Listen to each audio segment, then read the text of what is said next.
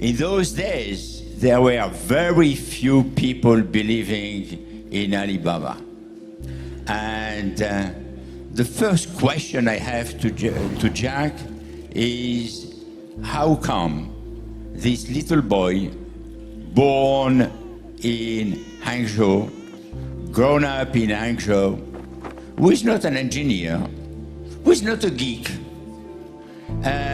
who had this formidable intuition of what technology will become, has moved from this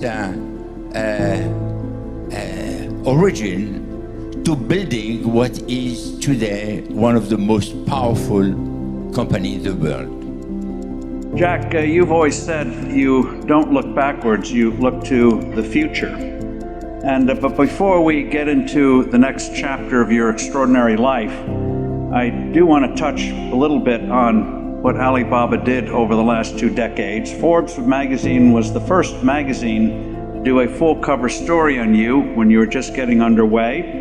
At the time you had about 150 on staff. Today I think it's over 100,000 people are working with Alibaba and its affiliates. And what you have done is extraordinary, because what you achieved there is not just a company's success, but you empowered literally millions of entrepreneurs in China and around the world, including the United States, enabling people to sell business to business, business to consumers, and enabling businesses to get the financing to succeed. What you've done with Alipay is phenomenal in terms of enabling people who couldn't get financial resources to expand. You did it in a way where they didn't have to go to the traditional banking system, which wouldn't have paid attention to them anyway, but you enabled them to get resources and thrive. The data system that you built up enabled you to judge very quickly. Well, if everybody agrees, then there is no opportunity. When people criticize you, you have to think. And I spend most of my time thinking about the future. I spend most of time listening to the complaints. Because people like me, we don't have money, we don't have technology, we don't have a strong relationship. The only thing we compete with the others is that how we see the future. If I believe the future like this way, and those people believe that way, of course we're different. And when we believe that is the future, we start to do it. We start to spend time, we start to gather people, we start to do little by little.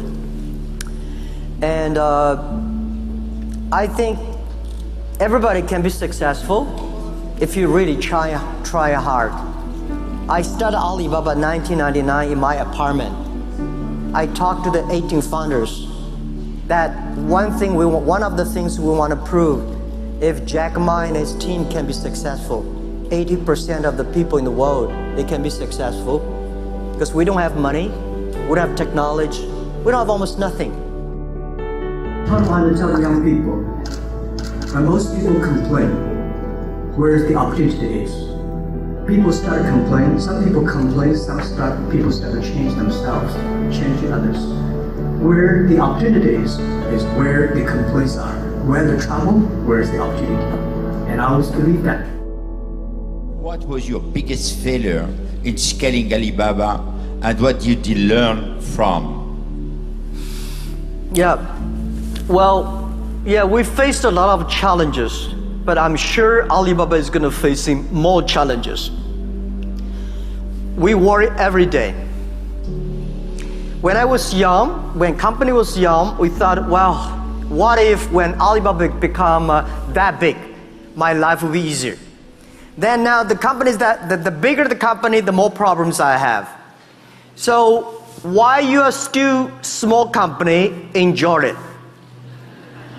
You will never experience the happiness of operating a small company in your life when you're going to be too big. You have so much headaches, so many things happening.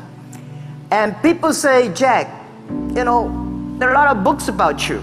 but there's none of the books I write myself. If there's one book I want to write in the future, it's called Alibaba 1001 Mistakes. We made so many mistakes. We had so many troubles. Believing or not, China built up an e-commerce company, built up an internet-related company. No internet connection at that time, no credit cards, no delivery system. So we make problems all the time. It's not easy, but we tell ourselves we will be successful until we make 10,000 mistakes. We will be successful if we survive in any crisis. So when crisis came, we know it's a challenge. Everybody start to be united. We solve the challenge, then we complain each other. Before we solve the problem of the crisis, we should not complain. So I have a problem in HR, I have a problem in financing, I have a problem in technology, I have a problem everywhere. Tell me. So that's why I become a mentor in entrepreneurs program in China. A lot of entrepreneurs have questions. When I listen to their questions, I say, oh my God, I have this problem too. So I would say we have gone through almost more than 90% of the problems that any entrepreneurs have met. This is what we feel proud. At the end of the day, I'm going to tell my kids, my grandchildren, it's not the thing we feel proud we made Alibaba. It's so many mistakes that we overcome, so many challenges we experience that make me feel proud. Life is about experience. So when you become entrepreneur, don't worry about the competitors. Don't worry about the mistakes. Don't worry about the challenges. Go through it. That's the great fun part of your business, of your experience. And then you got a courage, you got a wisdom, you got a team follow you. What advice would you give to the young generation that follows you? Well, I follow young generations. I come because there are so many young entrepreneurs. I come because it's the opportunity for small business. There are so many small businesses in Europe, excellent, and there are so many young people around the world and entrepreneurs. But let me share with you my thought. If you're an entrepreneur, if you want to do some business, think about. You should never think about succeed next month. You should never think about succeed next year. If you think about next month, you will be successful. Easy come, easy go. You will go down very quick.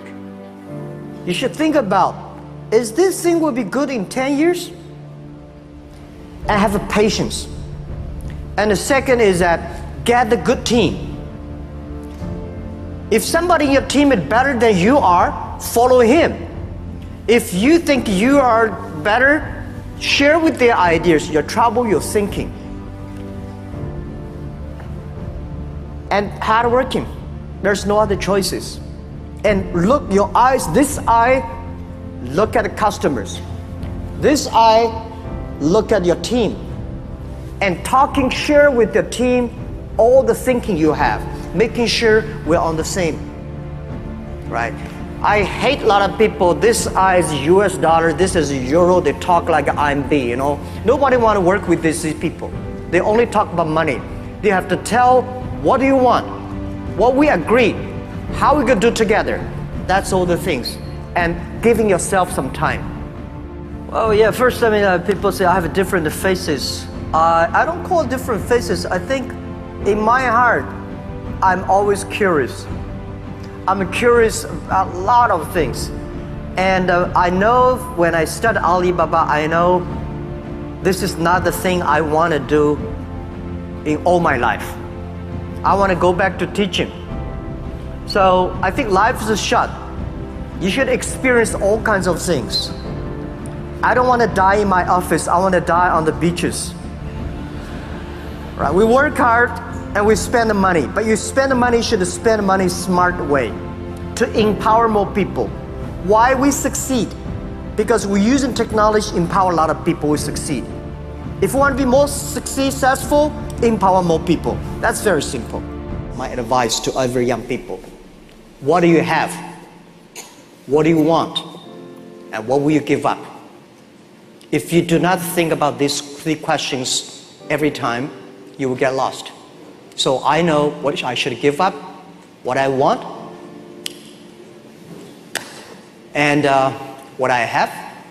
And I think I should pick up things I love, I'm good at, and I can make people happy, and I will be happy. That's it. Simple.